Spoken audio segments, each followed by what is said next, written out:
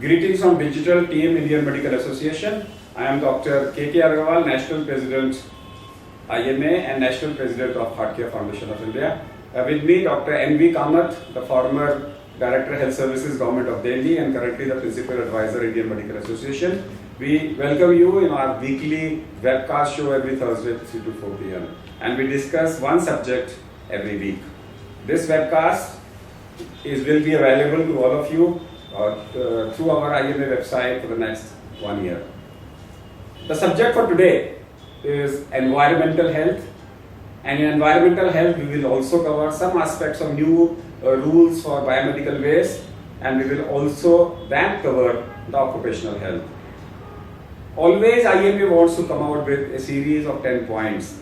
What 10 points every general practitioner should know about environmental health, what 10 points every doctor should know about biomedical waste, and what 10 points every doctor should know about occupational health. We will try to find out this from our experts. And our experts are Dr. Tushar Kant Joshi, who is a well-known name. If you cannot think of Agra without a Taj Mahal. You cannot think of occupational health without the word Tushar Kant Joshi. He is a Supreme Court Commissioner Inquiry to Occupational Diseases of Rajasthan. He is an ex-director of COEH at Maulana Azad Medical College. All his life he has been working on occupational health. Welcome to our show, Dr. Joshi.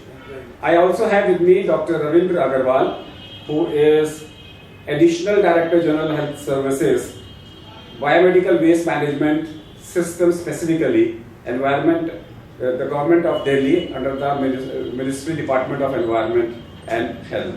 Welcome Ravindraji in our show. Thank you. So let's talk about, so we have to focus on 10 points and 10 points. By the end of 1 hour, and if we can't finish this 30 points, we'll carry on.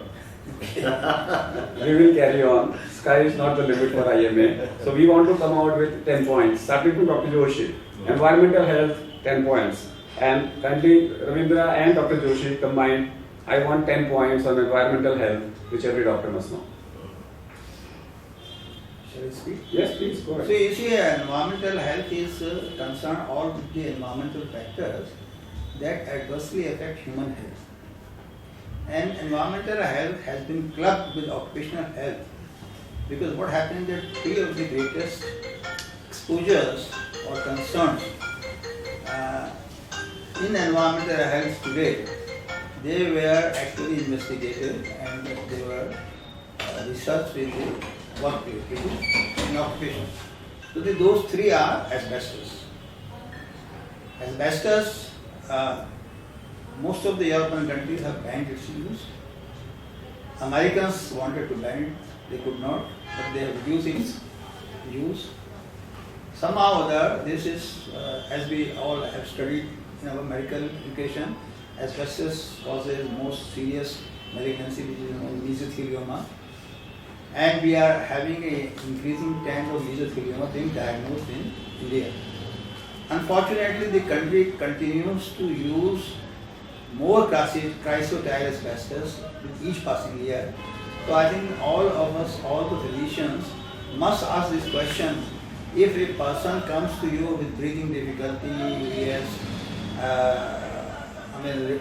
reduced lung capacity, that means if he is working in a factory where asbestos is being used, which is used extensively, the cement sheets are made with asbestos, pipes are made with asbestos, ropes are made with asbestos, gloves are made with asbestos, even your tea sieve is made of asbestos.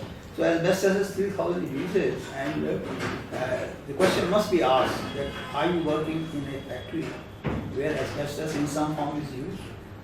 This is first question. Secondly, is it sprayed or is it a dust? Because if it is sprayed, asbestos is a fiber, but it behaves like a dust.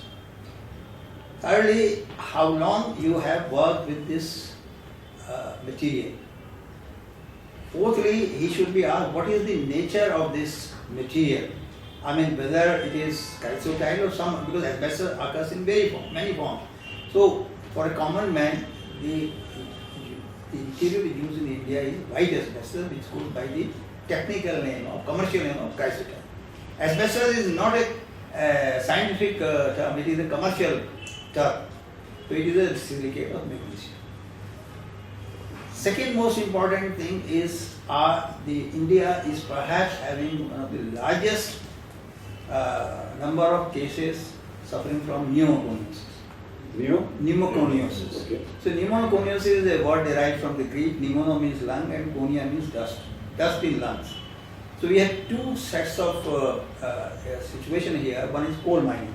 We have one of the largest deposits of coal in the world. So all over eastern part of India, surrounding area Dhanbad, and also in Andhra Pradesh, in Nagpur, central India, we have huge deposits of coal. The government has auctioned coal blocks. So there will be increased mine, both surface as well as underground. So that question should always be asked whether the worker who is coming is working underground or overground. Because the overground mines are known as surface mines. So the coal workers pneumoconiosis, the correct term is coal workers pneumoconiosis, not coal miners pneumoconiosis. Because coal workers pneumoconiosis you will also find in the thermal power plant. We have hundreds of thermal power plants in India where in the boiler room coal is fed to the boiler. Where this releases coal dust, and though the coal is washed, but even then there have been cases of pneumoconiosis or coal workers pneumoconiosis. The third is the silica. The silica comes in two forms, amorphous and crystalline, and we have maybe more than 100,000 workers who are at risk of developing silicosis. I have been inquiring into the Rajasthan situation on the direction of the Honorable Supreme Court. Out of the 32 districts, 30 districts in Rajasthan, they have mining. So if somebody comes to us or to a physician, he should be asked what kind of mine he is working in. Because most of the time in Rajasthan there is sandstone mine. Sandstone is what the rat fort is made of. Sandstone is almost 100% crystalline silica. So you could expect a very serious disease in a person who is working with sandstone mining. Second is granite, which we are very so fond of using our building material. So granite is also 30%. So all these occupations we should be asked whether he is working in mine, is in tunneling, like the metro has been built. People have worked underground. We have no record, but I am quite sure the metro has taken precaution. If they have not, certainly the average time that silicosis occurs is 10 years. But in Rajasthan, we have found a very serious situation where children have developed silicosis because the workers, they live with their families. So we must also educate the workers that they should not be staying in the same area. I want to intervene, Doctor. Yes. Now this becomes a serious matter. The serious matter is that I don't recall in our MBBS we were taught in such a great detail.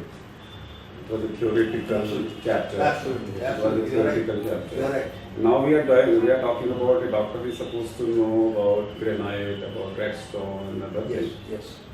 I think that you need to help Indian Medical Association Sure. because it's your My pleasure. it's your IMA. Yes. We can come out with 10 or 15, 20 minutes videos Right. as a guide to general practitioners. Here, suppose he says unexplained breathlessness, unexplained Cough. vital capacity, Cough. unexplained cough, and with a history of Right. some exposure to a mine or a worker Yes. or a dust, Absolutely. you need to investigate Yes. by a CT or by an X-ray, a lung function, diffusion study, and CT scan. Can I And I'm coming to that. And if you suspect, before you refer, go back to the IMA website, see the respective videos of Dr. T.K. Joshi, get more study. So I don't want them to today mug up everything. I said that a ready reference is available. So if you suspect occupational head disease, go to the website, try to get knowledge on that particular day and then refer. Then we can little bit simplify it also because what he said is unquestioned wisdom. But we can convert it into simple questions that somebody is coming with prolonged cough, unexplained cough, breathlessness, reduced lung capacity. The physician can ask do you have some sort of stone cutting factory nearby, or are you exposed to some crowded places? Then he can ask whether this problem, because this problem is more in winter, dust and condensation, 2.5 pm, all these things. We can always ask whether this problem is more in winter or summer. If this problem goes down in the summer, this explains that this is because of some sort of dust or air pollution. So this is one aspect. Then environment, now air pollution is important. Along with the air pollution, we have the water. We should ask which water you are consuming. Are you consuming the subsoil water or the groundwater or the pipeline water supply? Because as far as the data goes, most of the subsoil water is contaminated these days, and it contains very harmful chemicals also. So this history of which water are you consuming is very important. Third is if we can ask which type of milk he is consuming, and again the milk, what milk we get, as you all know, is not pure. It says many times or most of the time it is contaminated. So we should ask about this eating history and which type of vegetables and foods and from where he is buying. Little bit of all those things where you get unexplained, say, gastrointestinal problems that are not being tackled by the usual medicines. So, Dr. Doshi, I think we will take your commitment. Yes, We yes. will produce- I must congratulate you that the first time I was always hoping that someday I may, because this is going to be the challenge in the So center. 5 to 15 minutes video on Yes, various sure, subjects, we will do that. and we will develop Right, that, right. even if they are without slides, Yes. even if they are Yes. extempore, so that we Yes. not continue. No, but the important thing is, all my colleagues, I would like you to remember one thing. The dust is a huge issue. Hmm. The dust normally we classify as nuisance dust, which is the street dust, which doesn't cause any problem, though there were some studies done in New York which found that the street sweepers or cleaners, they had more prevalence of tuberculosis as compared to others. But otherwise, nuisance dust, it does not cause any serious problem except some irritation or some cough and sneezing, that's all. The next comes the mixed dust, where there is some amount of crystalline silica, which is the coal dust. And third comes the most dangerous form of dust, which is fibrogenic dust, which is crystalline silica and asbestos. So I think as when a person comes to us and we say that he is working in a dusty environment, we must try to find out what it is. How do we find? Now there are so many types of dust. There is a barium dust, there is iron dust, there is tin dust, there is coal dust. Only silica dust, crystalline silica dust, is the only dust which predisposes to tuberculosis. So now our duty becomes that if a person of tuberculosis, pulmonary tuberculosis comes to us, we must ask, we should never forget to ask this question, are you working in a dusty environment? Because what happens, the silicosis comes after 10 years, but tuberculosis comes maybe after 6 months or 1 year.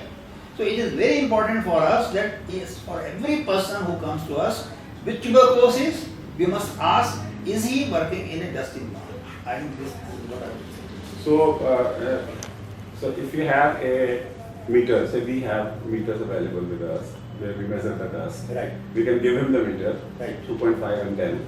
It will be PM10, which will be a dusty atmosphere. So if suppose we give it to him, take it in your work atmosphere, at what level we call it as a dusty atmosphere? The formula is that the values for the nuisance dust or the dust is 10 milligrams per meter square cube. But it is more important to find out what is the percent of silica in this. That one cannot find out without subjecting the sample analysis in the laboratory. It has to be done because No, when we talk about PM10, no PM10 2.0 are different things altogether because they will not be the dust. PM 2.5 are I'm not talking about 2.5, I'm talking about Ah. PM10. No, PM10, actually PM10 is a wrong nomenclature by CPCB. They call PM10 as respirable dust. It is not respirable. From environmental health, we call it a inhalable dust, which means the particle size of 5 to 10 microns, they do not go beyond past your bronchial tree. Absolutely. It is only the 2.5 which crosses and goes to the pulmonary, the respiratory bronchioles and the alveoli, where the clearance is, see, that dust is cleared. Now, we spit out the black sputum at the end of the day because the particles are being constantly cleared because it is mucociliary escalator. The piles, the cilia, they keep on pushing the particles upward. But unfortunately, once it reaches alveoli, the clearance takes weeks. And very fine particles like even silica particles, there have been silica nodules detected in the liver, kidney. See, that's how we are saying that 60% of the heart, 70% of the heart attacks are because air pollution. So it enters the lungs because the particles get translocated into the heart. So my issue would be that we must find out what are the levels of dust in that environment. That information, the worker, legally, the duty has been fixed on the employer to have the measurements done for the workplace. Now, this is such a serious issue that we are having regular hearing in National Human Rights Commission, and that is a very special subject in occupational environmental health, which is known as issue of industrial hygiene. That is, there are special what type of instrument is needed, what type of equipment is needed, so that we measure the sample collected is sent to the laboratory. It's a little complicated process.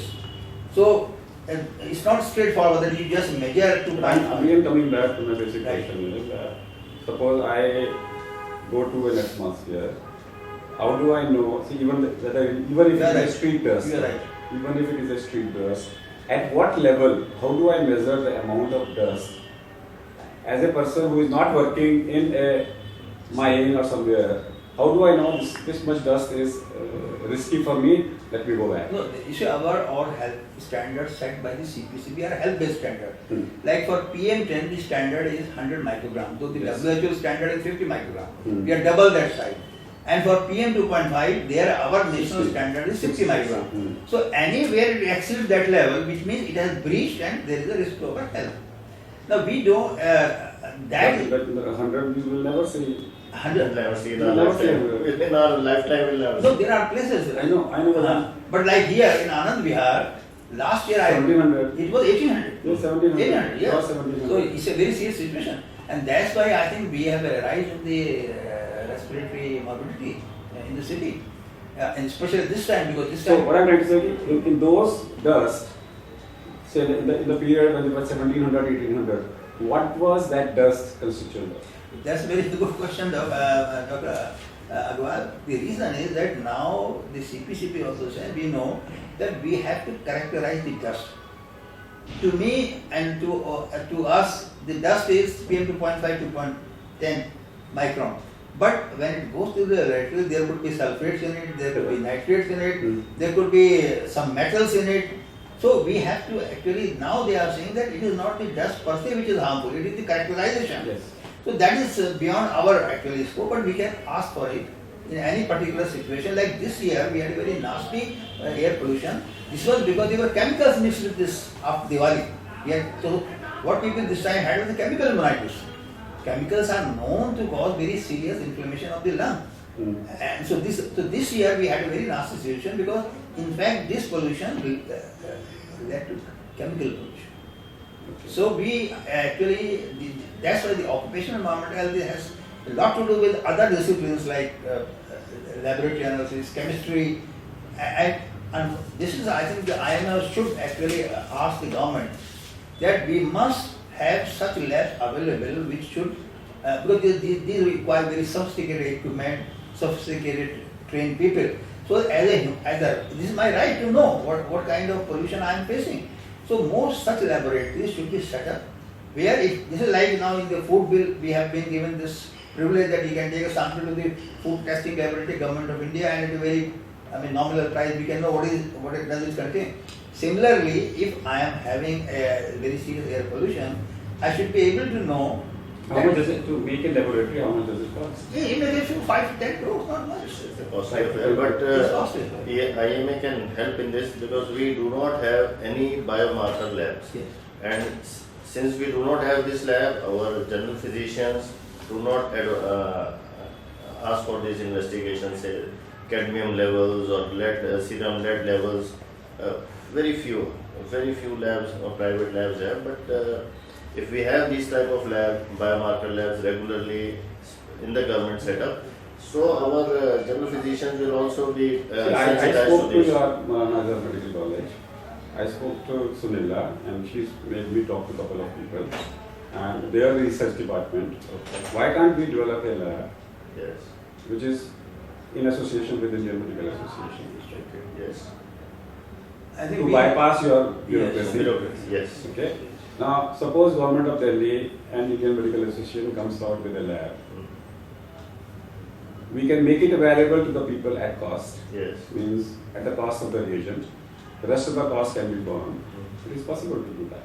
So the interest of the people is such a laboratory. It will be a research. It will be a reference lab. Yes. And being IMA being associated with it, there are no questions of any profit or no question of anybody being. So why can't we do that? Yes. We should. We In fact, should. another thing that can be done is that we have Government of India when they introduced this food safety bill, because I was involved in that project. The World Bank was the funder for that project, and they asked the Government of India to update and upgrade all their labs. So I think equipment worth 200 crores were supplied to each lab. Now that's why you know that lab in Barabanki tested for lead in noodle and it found. So what Dr. Ravinder is saying that this is the kind of labs we require in this century, because we have very serious issue with the chemicals. Like Dr. Ravinder said, lead. There is no lab here on whose value I can rely, though Lal Pathology Lab also does. But I am not sure whether the equipment is validated, whether the technicians are validated. So I think if IMA does it, this will be history. What we wanted was, we spoke to the people in the society, the Bangalore unit, to create awareness. Sure. I need a headline. I need a headline. So I was in planning and I need support there. Who can do it?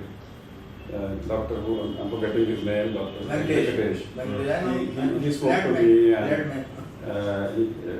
So what I want to do is, suppose I want to do, say, 100 doctors of each state. 3,000 samples I get, and we do it at level. Only doctors. And if you find that even 3 of them at high head levels, worth million publicity is that? Because then we can say, if doctors have lead levels, we can create panic in the society, Yes. and those 3,000 doctors will become, oh my God, they'll say, let's do that. Charity begins at home. Yes. If you want to create awareness, when the doctor says, it's not my problem. Today, that, chodo yaar, kya karana? Exactly. But when you start getting it done among the doctors, and if you can demonstrate among the doctors that the lead problem is there in the society. And today we are talking about 3.3, 2.5 lead levels. Lead level up to no level is Up to safe. 10 was 2 micrograms per deciliter. 2 now we are talking about. Up to 10 They used to be. We used to say normal, but now we are talking about 2. Two. And more than 2, I'm 100% sure many doctors will have. Why I'm saying, because the kind So who of can help me out in getting it done? No, we can actually No. the, 3,000 samples, that we have to Or- plan. or- we have to we find have out to which lab. or will do it. 100 samples, 200 samples, 300 samples of doctors. Who can support this? You said send the samples to Bangalore. We will talk to him. But really, we need to do. Yes. We need to do. The kind of So what I will do is doctors and all doctors in admin. Yes. All doctors in admin. Yes. All IS officers, all BGHS, all doctors if we do. And if suppose I find out This will be one of the top office bearer has a high lead level, he will immediately put it down as a Yes, for the yes. society. Yes, yes, it's a So very, we need to do that. So the biomarker lab is okay, but we still need to do some basic studies of heavy metals in blood Yes, yes, yes. Absolutely. amongst the doctors. Absolutely. See, Must. I can relate one case because being doctors, there was a lady who used to have acute abdominal pain. She used to go to the hospital, get the palliative treatment, comes back. And this thing was happening at a quite a regular interval. And doctors were perplexed. What is happening? They are not able to. They are doing the routine investigations, could not find out anything. But then one of the doctors said, "Let me take a detailed history. It must be from your students, Dr. Joshi." And he found out that where she was living, that lady, she was using a water from the jharna, and there was something called pipe breaking factory. They were breaking the pipes, and he could realize that from the pipe she is getting the lead, and it is coming through the leg. And then they treated her for lead, and after that she never came to the hospital. So this how an important history can help. But then most of the time we miss it. Yes, so, we miss so it. one of the messages for today is that always have a column occupational history. And what IMA is now planning, Indian Medical Association is now planning as a page, a typical history page to be filled up by the patient. Because normally a doctor may not have the time to ask all the histories. So we are designing a standard paper which should be given to the patient before the patient enters into your room, and they need to fill up. That will include occupational history. Instead of asking, if the patient has to fill it up and if there is a standard paper, you will not miss the diagnosis. And therefore, that's what IMA is planning to do, a standard history taking the portion which the patient must fill it up before the patient enters into the hospital. Yes. I think the second most important environmental or both occupational exposure is the noise. Noise is now becoming a menace.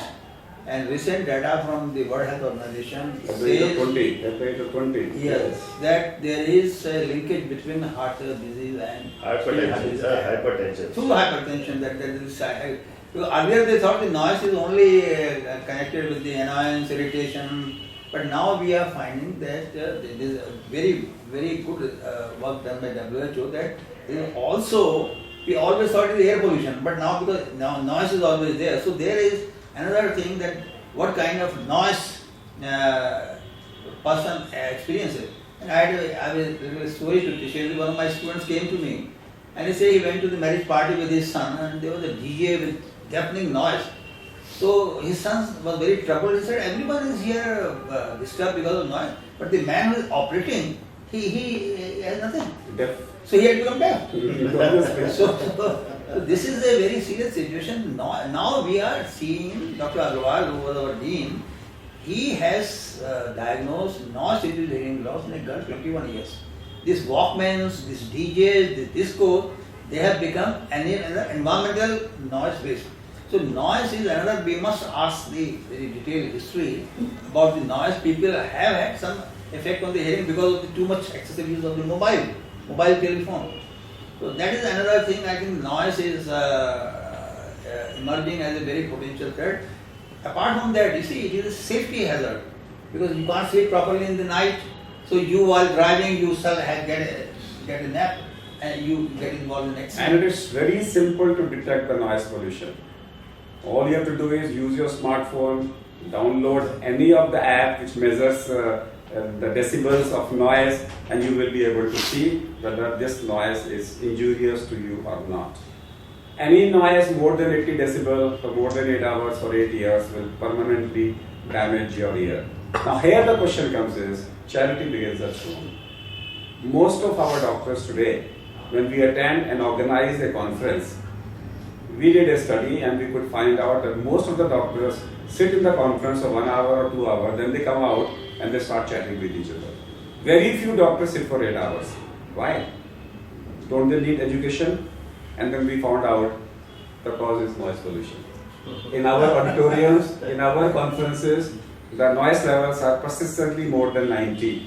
And more than 90 decibel, you cannot concentrate for more than 20 minutes or 30 minutes. Probably that's the reason. And now we are talking about is that the conference level maximum decibel permissible should be 65. And for that, instead of a big speakers, you use smaller speakers, and each speaker should cover an area of not more than 100 square feet.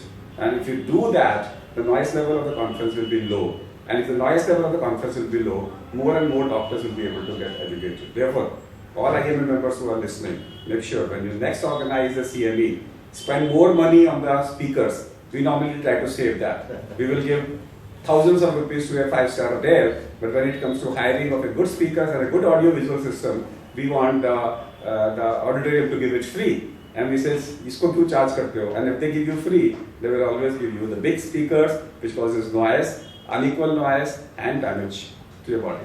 Sir, Doctor- may I add to this? Please. Everybody is now using the smartphones, as you said, and mobile phones, and some sort of radiation comes out from the mobile phones. So there is a health advisory that if you want to save yourself from these radiations, use earphones. But with the use of earphones, it has been recently found that one of the commonest cause of hearing loss among the young people is use of earphones. So we have the devil on one side and the But that's DJ the on- volume. Volume. That's the exactly. volume. You reduce the volume. So if they find anybody from ear loss, any patient, they can always ask this question: are you using the Absolutely. earphone? And there's a rough formula is that if your volume, if you're using a volume of your earplug, or volume of your phone, volume of TV or radio of more than 50% of what it is, you have some ear problem. Always use it. You should be able to hear less than 50% of the volume, and always use that less than 50% of the volume. Otherwise, you can have a ear damage. Dr. Joshi just talked about DJ. I said DJ you cannot wear for more than 5 minutes.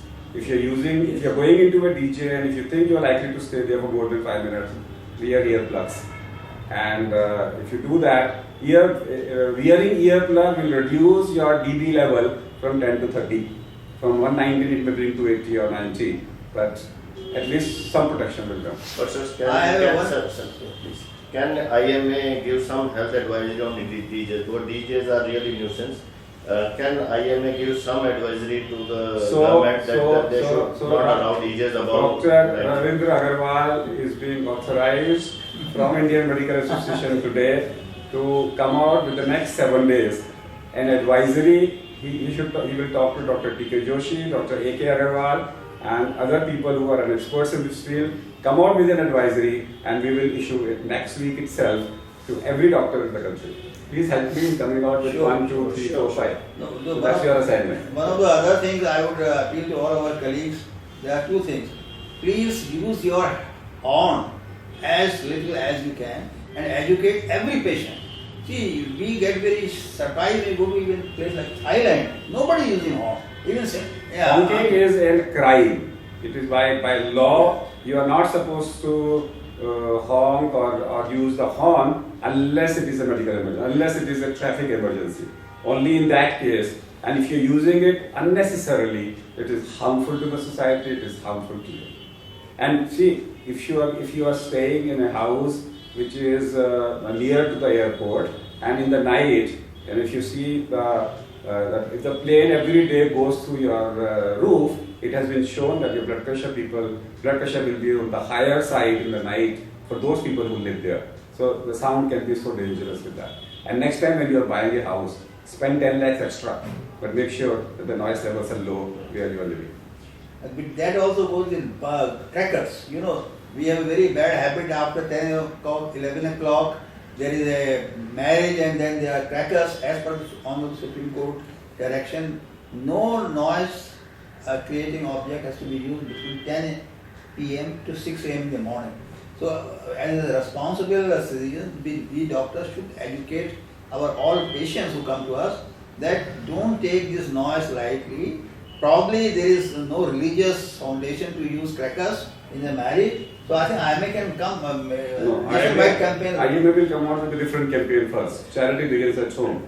To all those IMA members who are listening, let's pledge today that in our marriages of our own children, our own family, we will not go for crackers. Unless we do that, public will come back and say, आपने तो अपनी marriage में करी थी, हमें क्यों मना कर रहे हो?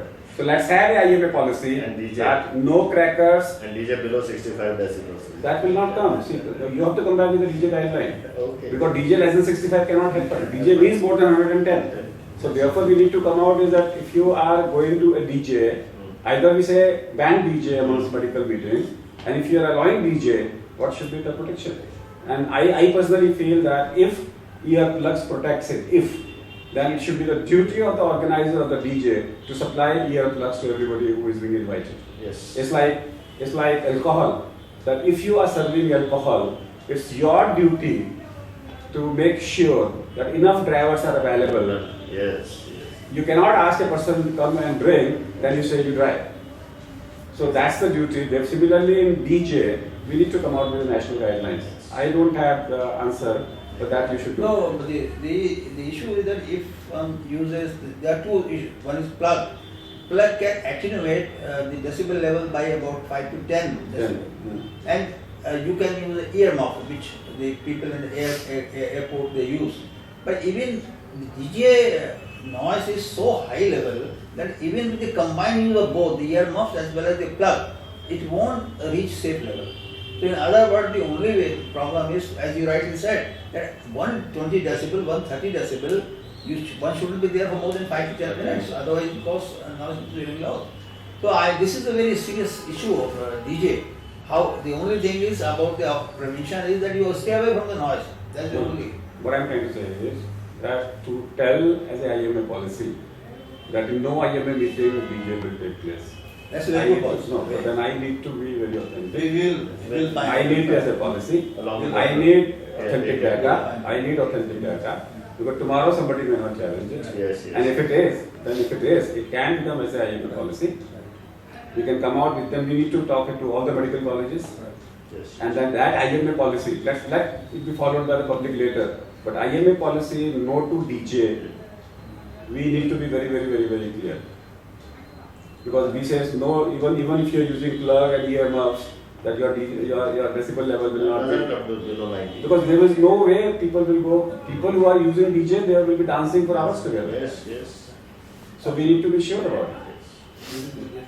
No, I think we have to work. So we need to come back, is there a safe DJ or not? Yes. Yes, that's If it is, we need to tell about it. If it is not, then we say no to DJ. Exactly. Now, third thing, I would like to highlight one environmental concern which is becoming a national concern, and that relates to these base towers and the mobile telephone. Now, there is a lot of violence, there is a lot of, riots actually, even when some companies they go out there to install the base tower. So, the general perception somehow that when I was in the health ministry, Monday Juhi Chawla came to me with a complaint that there is a family living in front of a house, they have got 9 cases of cancer. So there is a big issue with people nowadays, these companies when they go. See, you can't get good connectivity if we have more towers. Right now we have something like about 300,000 towers in the country. We need at least 500,000 towers. So what happened that the global standard, there is a radiation from the tower. The radiation which the government of India has fixed, the limit is 1 watt per meter square cube. So against the international standard of 10 watt. So we have reduced this radiation. 110. So 110, which means that people need not have fear from the base tower. Base tower radiation is 5-fold less than the TV which I have in my house, which or dishwasher or. IMA did a study with the Ministry of Telecom, and we checked up towers starting from IMA, because we have 6 or 7 towers here. So we were worried that should we do it or not. Right. Then we checked hospitals, nursing homes, residents, clinics, and everywhere. And the level was, we're talking about 1, it was 0.01. Yes, So absolutely mobile towers are safe, but not the mobile phones. Yes, correct. Because the WHO expert flew from Geneva to tell government of India that now because of this the radiation from mobile phone is 1,000 times. Absolutely. That is SA levels. And so what Dr. Ravindra said, that if you have access to a landline phone, that should be as little as possible. So mobile phone when you are mobile, and stationary phone when you are stationary. That's the IMA policy. Yes. But there have been more deaths due to mobile use while driving. Right. Never ever, and I think we must educate our patient. Recently, I was with the chief executive of a British company who said that in Britain the fine for using mobile phone while driving used to be 200 pounds sterling. They are going to raise it to 400 pounds sterling. But there is another draconian law which is going to be introduced in the parliament, that if you are driving and if you are talking on mobile and if there is an accident, if somebody gets killed, you are going to spend your entire life in jail. That happened because a truck driver who was talking on mobile phone ran into a car and a family was completely wiped out. So I think we must tell our all our patients never ever use mobile phone, and it is texting while coming down the stairs, texting. Many people have fallen. And thirdly, the selfie. So the more that's how because of this misuse of mobile So telephone. selfie, IMA already has come out with the guidelines. IMA wants no selfie zones all over India, and where you feel that the chances of accidents are higher. So therefore, in every area, you should. It's a duty of the organizer or the construction people to come out with no selfie zones. Like you have no smoking zone, you have a no selfie zone, and that IMA last year came out with a policy for that. And regarding mobile phones are concerned, it is very important that mobile phones are more dangerous.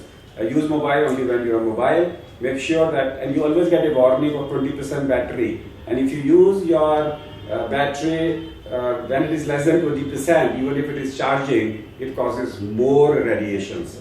It can be dangerous. And if the signals are lower, don't talk to the phone. Talk when only the signals are higher. Because if the signals are lower, the phone will transmit more radiations to pick up those signals. So if the signals are low, don't use the phone. If the battery is low, don't use the phone, and use the phone only when it is stationary. Let mobile phone not be your gossip phone. It's not a gossip phone. Talk only emergently, yes or no. You don't have to introduce how are you, kaise ho, bacche kaise hain. That's not for mobile phone. One more thing, sir. Then I have seen that people using mobile phone when it is plugged in. Very, very dangerous, can explode. So you should not use yourself and advise your patients not to use mobile phone when it is plugged in. And number two, when you are just you are calling somebody and you are getting the bell, use the speaker, because at the time of connecting it emits more radiations. At the time, use the speaker rather than the keeping it close to the ear. Absolutely. So you need to be careful about mobile gadgets. And yes, always remember, when you sleep, you must understand the digital sleep hygiene. In your room, only stationary phone should be there, not the mobile. Your TV, your laptop, everything should be charged outside your sleeping room. And in your sleeping room, don't keep your equipments on a sleep mode because they are still radiating some radiation. The only thing which is safe in the sleeping hour is the red light, the 0-watt bulb. That doesn't cause any radiations, and that's enough. Rest everything is harmful to your health, and specifically for the children and the pregnant ladies, it may be more harmful. Let's go. So you had asked for 10 points in occupational health. Yes, let's So go. now let us enumerate those 10 points. We have said that the first most important thing is taking a very detailed occupational history, which is not about the family history of illness, the other history of illness, rather than what kind of nature of his environmental exposure is, whether it is dust, it is noise. So the best way to figure it out, they put them in the 5 categories. So in physical hazards, what we call as the which are of energy, we must always inquire whether there is any exposure to excessive heat, any excessive exposure to noise. Third point, any excessive exposure to radiation. We have 3 kinds of non-ionizing radiation which are encountered in the industry. One is the ultraviolet, which is an issue with the welders. So welders, when they are doing a welding, they often develop a keratoconjunctivitis because of that is also known in welders' language, welders' flesh, which automatically will go away. Maybe some soothing eye drops can be prescribed. Otherwise, he should be always asked to wear that special goggles which protect against the ultraviolet light. Fourth is the infrared. Infrared exposure occurs when anyone works in front of the furnace.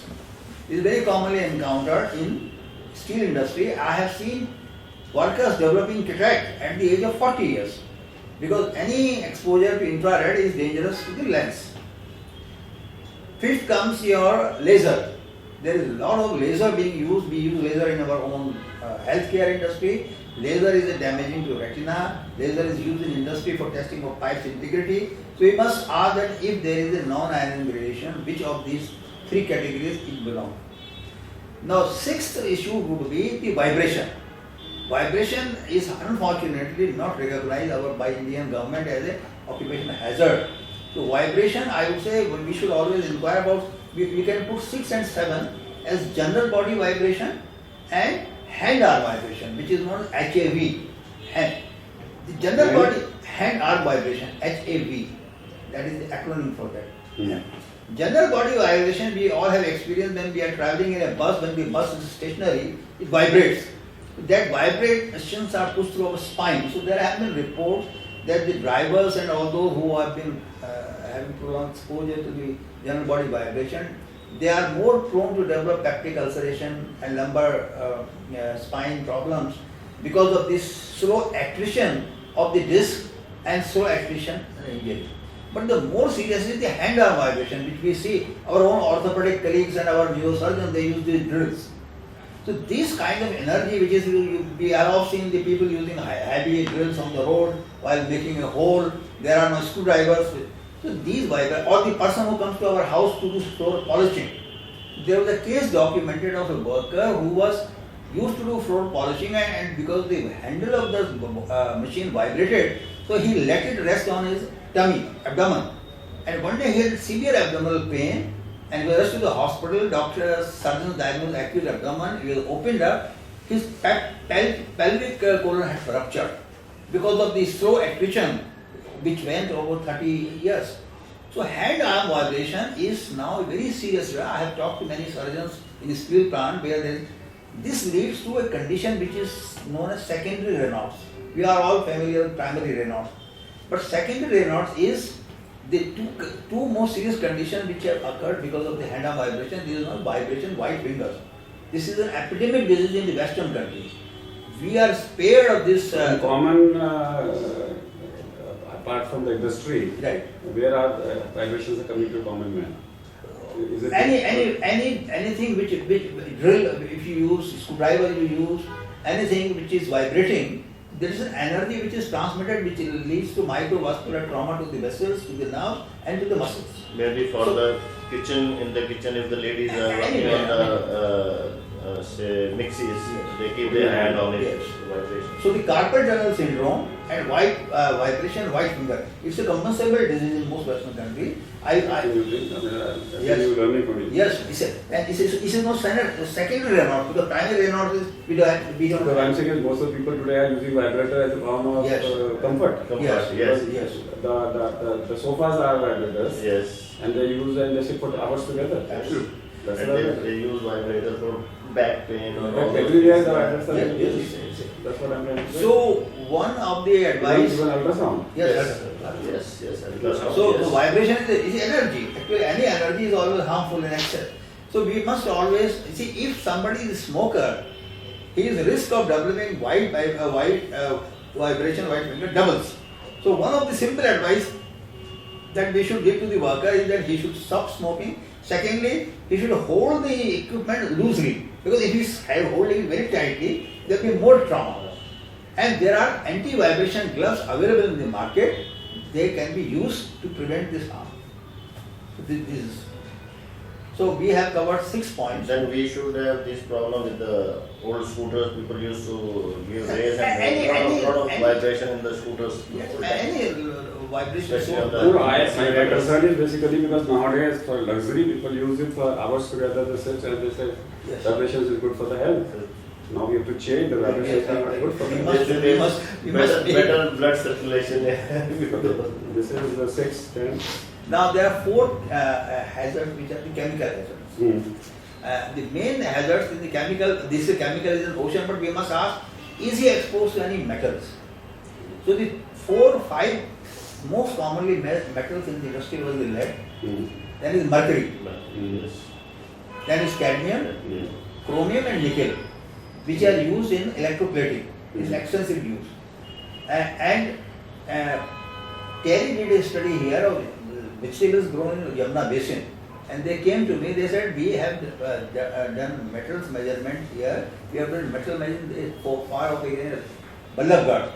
There we find the levels are very low. What should we do now? I said you have it measured in the human body. So we had that. There you can't.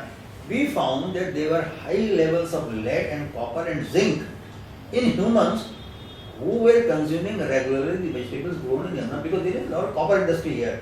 They are all discharging there. Another issue, Dr. Ravindra Agarwal said a very good thing about the water. Some time back, the people in the Trans-Yamuna area, in the Ghaziabad area, Sahibabad area, they started getting yellowish water from their hand pumps. and they started having itching and some respiratory problem.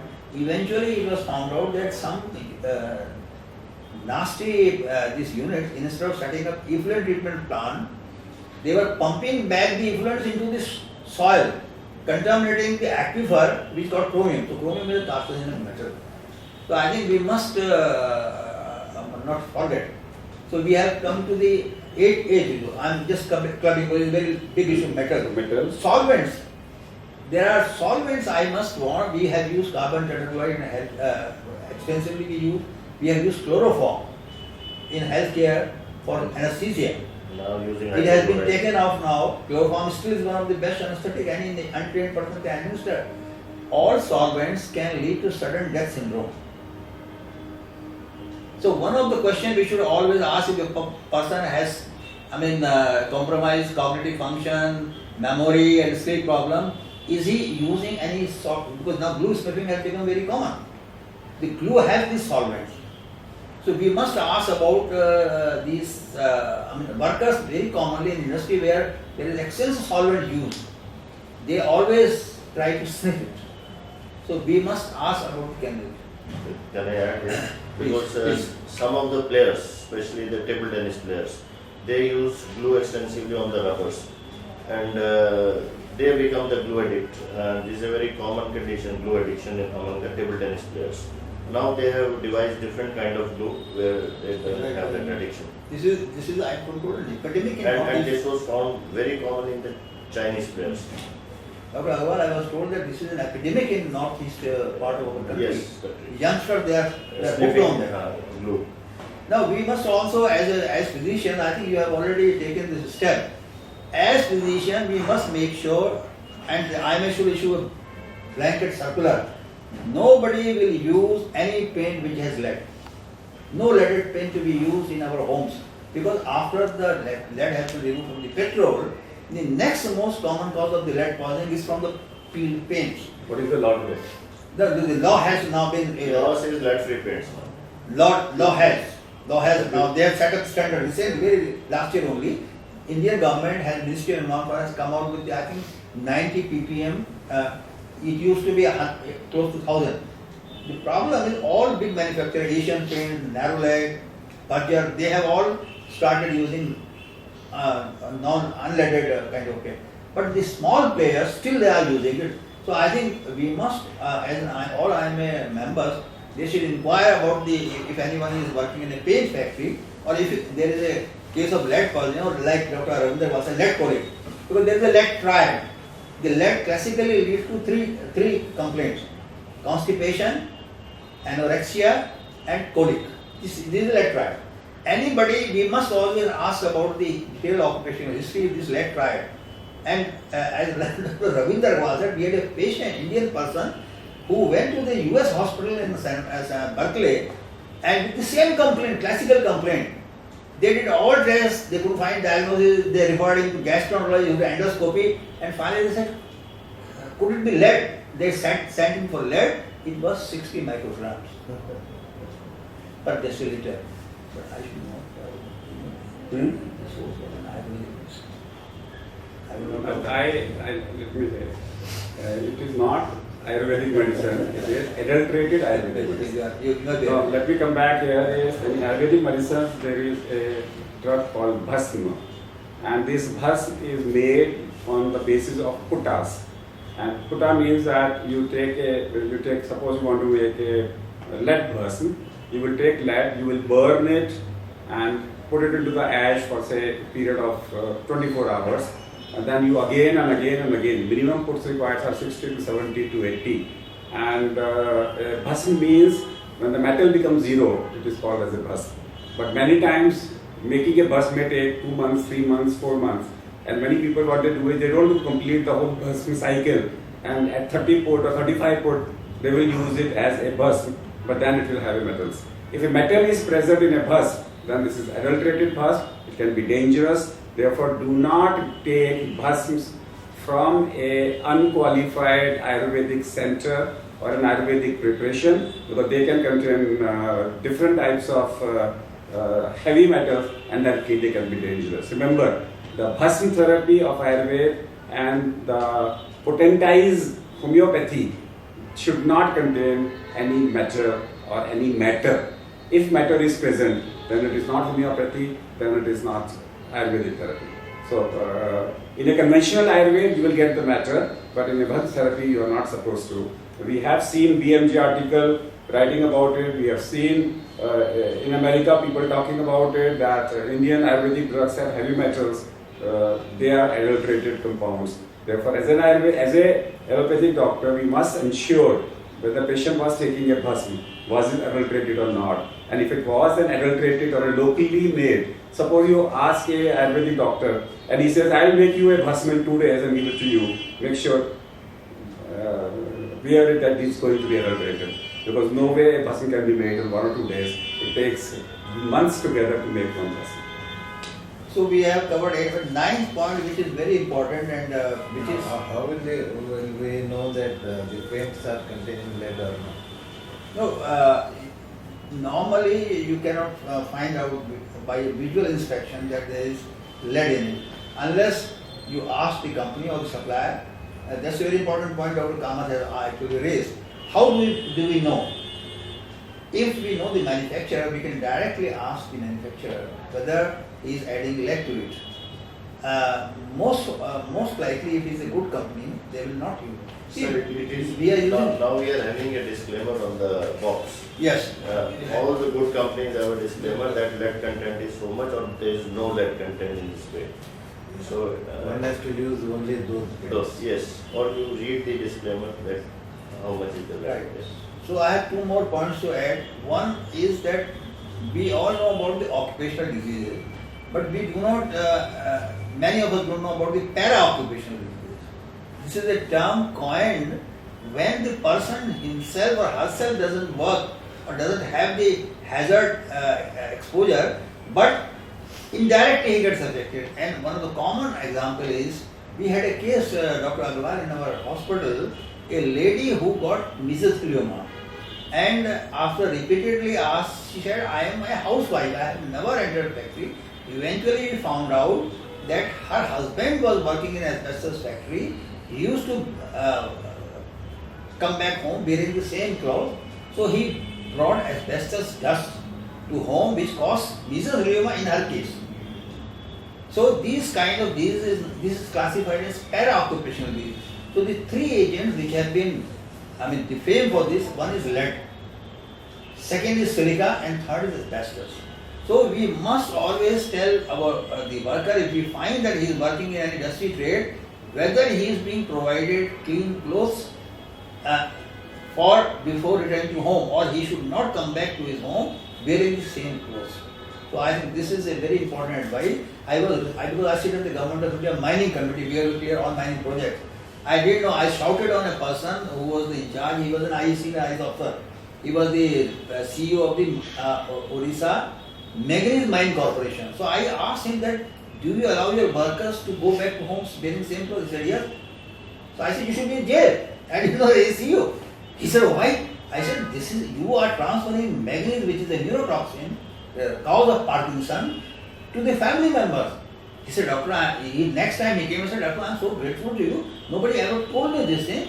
I have issued directions that no worker will ever go back home wearing the same clothes.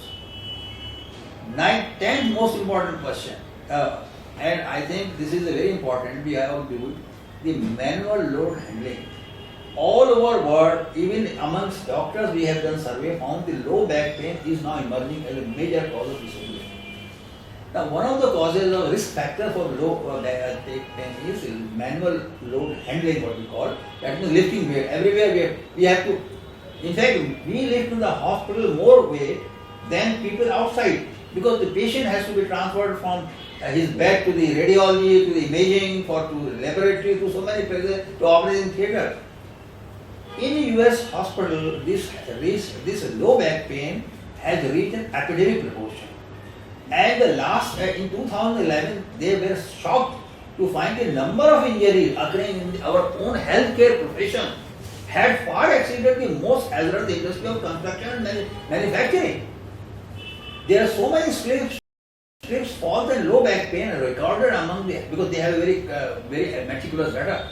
So we must also have concurrently an injury prevention program in our big large hospitals to make sure that our people don't get. How do we do? sick. How do we prevent?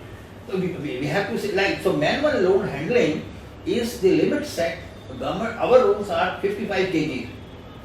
Our law says that we can, a worker can lift 55 kg, adult male, 30 kg adult woman, and a young person, and a adolescent person 25.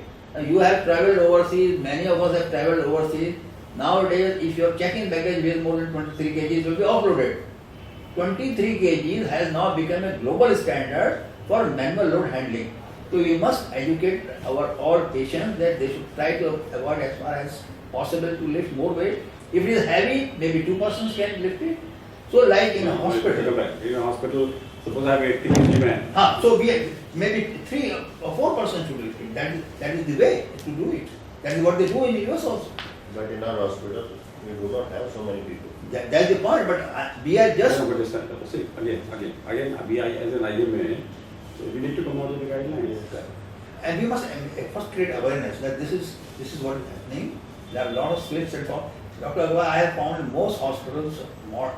You go to US hospital, you see the kind of flooring they have there. You see our flooring. I went to Dr. Regina Chowdhury's room one day. I literally slipped on that floor. It's so shiny. Granite. But this is these are hospitals record far more slips and false slips than the industry because we have the wrong kind of flooring. So I think that is something. No, these are some of the important issues now, and I don't know how, but who is the national president of IMA? National President of Indian Medical Association. Both of you. Okay. No, we are there to help you. We are there to whatever you want. And just think yourself as a national president. Okay, I may be by post, but think yourself as a national president, and whatever you think must be communicated. Put it as a policy. Sure. Put it as a policy. Give it to me, so that it gets. So think yourself that if you are the national president, you feel that this should be communicated. That authority I'm giving it to both of you today. So I mean these are important because we never thought. We always used that why 23 kg limit has come with the airlines. If you spread it like that. After very sophisticated biomedical aspect in the US, I mean, and it's so religious. I was in Australia visiting biscuit factory. They were packing biscuits. So I asked the manager, I said, how much is it weighs? He said 20 kg. I said, why not more? He said, I'm not allowed. I can only pack it 20 kg because one person can lift. He has to lift continuously. So I think the low back pain is one thing. You need to commit as an issue. I was not aware. If I am not aware, 90% of the doctors will not be aware. 99% you 99 will not be aware. So therefore it becomes a news, it becomes a policy, it becomes a method to create awareness about tourism. With that, otherwise, ये जितने कुली हैं, Yes. porters. Yes. So we need to save money. We says एक कुली को hire करो, hire 2 coolies. Even at airport now you see there is a helper to put the weight on the belt. You see most of the airlines have the helpers now. This issue became an international issue because the International Loaders Association who load they refused, they said we will not lift anything which weighs more than 23 kg. That's how it has come. Now it is based on very thorough scientific biomechanical studies done in the US where they put gadgets into the stomach, a pill which with the camera which record all the movements. And after that they came and nobody has challenged this standard anywhere in the world. No, I know, but then people are not aware. People are not aware. So 23 kg even for us, because most of the time we carry, we have 2, we pick up 1, we pick up another one. Exactly. And But then you will carry 2. But At least you are balanced. I mean, we will not mind taking a business class ticket, spend 2 lakhs on ticket, but when it comes to giving 100 rupees to the porter, we say, "Chalo, maine jaunga." Exactly. That's what the message is. So I now come back to quickly because it's total 1 hour off. But important environmental issues. Yes, yes, environmental. Yes, you see, In the environment, 10 points.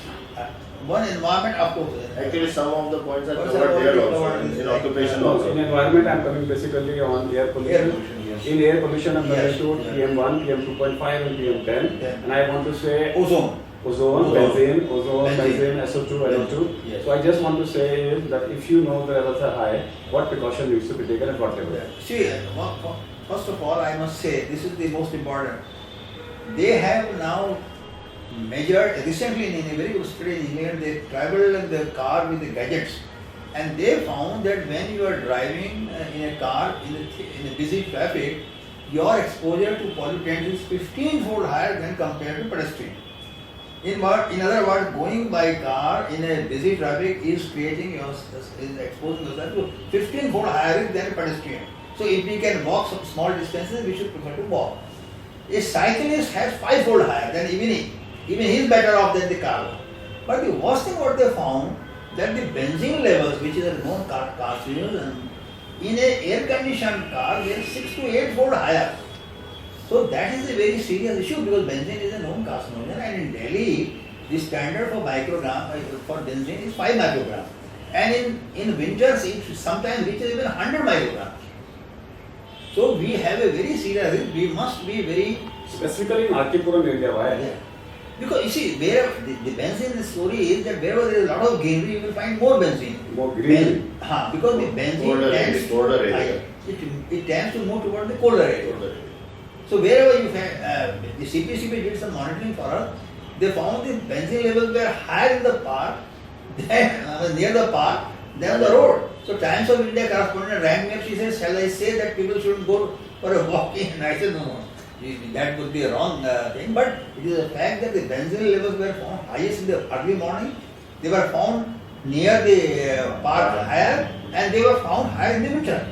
You see, I always monitor, because we have now 7 stations online monitoring. I have invariably checked that winter months, especially when there is a little stagnation, air is not, benzene levels reach alarming levels. And doesn't go very high, benzene. Yes. It is around 4 feet, 5 feet, so close to And almost. worst thing, Dr. Agwar, the benzene levels are 5-fold more risky for causing cancer in women than men. Because the women body has more fat. So when benzene, there has been, this is 50 years old data, we say that women have a slow excretion of benzene because there is So a... what do I do? If the benzene levels are higher, what do I do? See, the risk comes really near the people who live near the petrol station. So the simplest way is to keep the windows open because it has been found when the windows are closed, the benzene levels are always higher inside. And keep the house a little warm, so benzene levels will not rise. That is the deterrent against the benzene. If there is a air movement, the benzene will be flown out. They have always found higher benzene levels in a closed building and closed rooms. So if your benzene, that means people living near the petrol pumps need to take precautions. I have told Mr. Padmanto Kumar, he was the NGT one, that this has been repeatedly told to the petrol oil companies, they must install vapor recovery system. There is a vapor recovery system. What happens when we are having our gas tank filled up, you can smell benzene because it is getting vaporized. The tanker comes here. So lot of benzene release, and Terry had done a study. They found there were very high levels of benzene in the vicinity, close vicinity of the petrol station. So it is the onus is on the government to come out with a regulation that every petrol station must have a wake-up recovery system. And then nowadays a lot of people are saying the women should not be employed in the Petrol pumps, yes. That's the reason. Because the reason I gave it because women, they are far more risky because it gets into their body. And the professor, head of the department, benzene calling and atmosphere.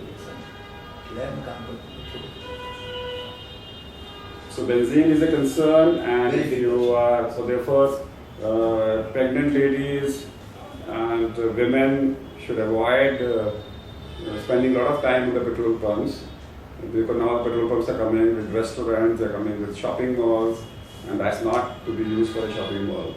With that. And some simple measures which can help in the air pollution is that whenever we are stopping at the red light and the waiting time is more than 10 seconds, we must switch off the engines because they have shown that if there is a truck standing for an hour and it creates emission, the emissions the pollution from it is as much as when it is running for 1 hour.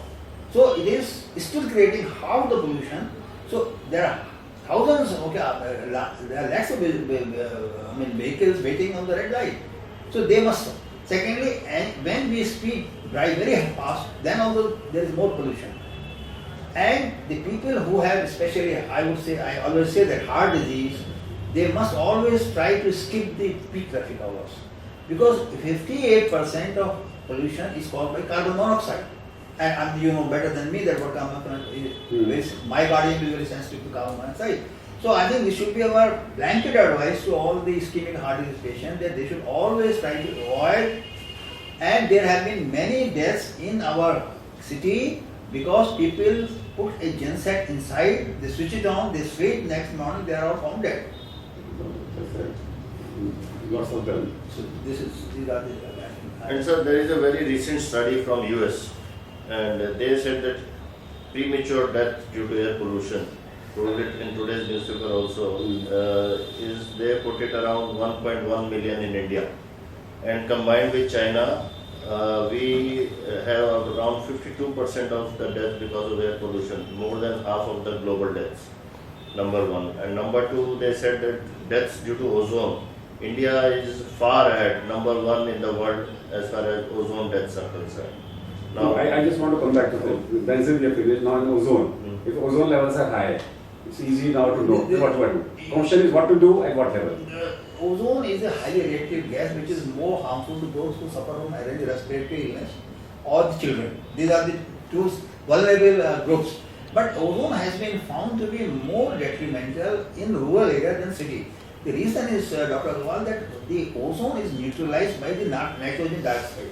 So in the city, because there is a lot of traffic, we have concurrent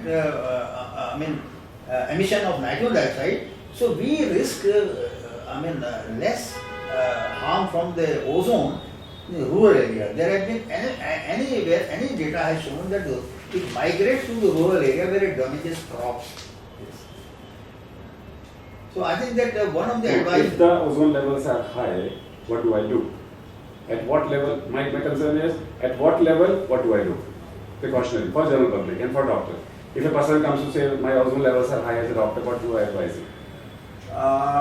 I think we have the I don't diagnostic think tools now. Similarly for NO2, SO2, PM2.5, PM10. No. See, the thing is that we cannot ascribe any particular symptom because this is a cocktail of pollution. One of the biggest challenges we have is a mixture.